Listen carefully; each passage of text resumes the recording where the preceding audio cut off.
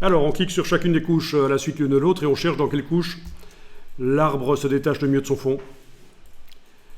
Donc, on avait une technique un peu similaire quand on avait fait de l'écrêtage. On a fait l'écrêtage avec vous. Hein. L'écrêtage, donc, ici, ça va être un peu différent.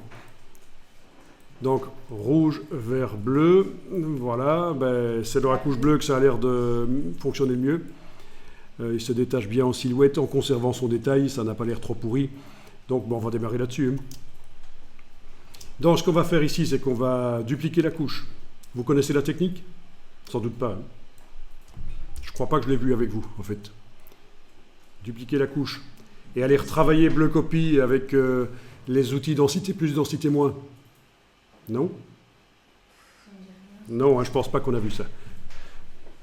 Voilà. Alors, on peut peut-être déjà enregistrer le document au format Photoshop. Oui. Format Photoshop.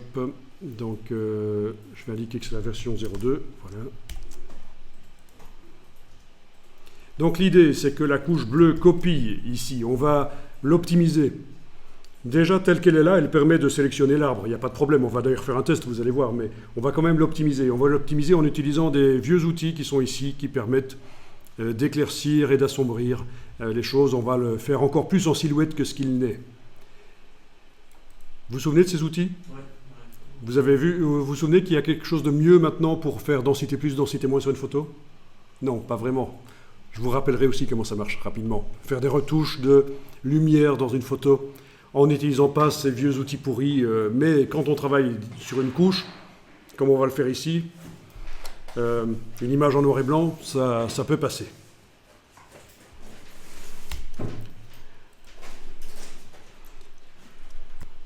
Ah oui, on va aller chercher, sur le web une image, un décor, quoi. Juste pour tester, pour voir que déjà la couche, la bleue copie, elle pourrait servir à sélectionner l'arbre. Donc moi, je vais aller dans Bing, parce que, oui, dans Google, il y a l'option afficher l'image qui permet d'afficher l'image en haute définition, mais j'ai vu que ça ne marche pas toujours. Donc je préfère y aller encore par Bing. Vous tapez ce que vous voulez. Moi, j'ai tapé une rue, Street View, et entre guillemets, moi j'ai mis public domaine parce que je veux trouver des images que j'ai le droit d'utiliser, même à des fins commerciales, mais vous n'êtes pas obligé de faire ça. Dans la partie images ici, vous avez les filtres qui peuvent être enclenchés comme dans Google, et vous avez le choix de choisir une image de grand format, par exemple, très grand format, voilà. Ok, prenez ce que vous voulez comme image, et on va mettre l'arbre dedans. Quand vous avez cliqué sur l'image et que vous êtes là, bien sûr, vous avez une option afficher l'image qui permet d'afficher l'image en haute définition. Donc, voilà, je l'enregistre.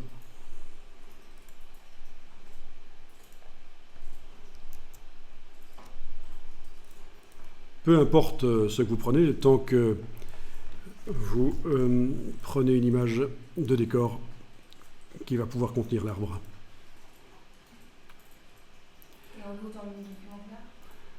On va l'ouvrir à côté, hein. Vous faites fichier ouvrir, voilà, d'une manière ou d'une autre, on l'ouvre à côté. On repasse en mode fenêtre, alors touche F. On va détacher l'onglet, cliquer, glisser pour avoir les deux fenêtres séparées, c'est pas plus mal.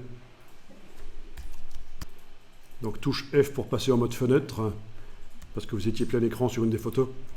Et ensuite, on positionne le pointeur sur un des onglets, bien sûr, et on fait cliquer, glisser. Voilà, on a deux photos. Ok, et on revient travailler sur l'image de l'arbre et on va transporter l'arbre dans la rue. On va voir ce que ça donne déjà comme ça.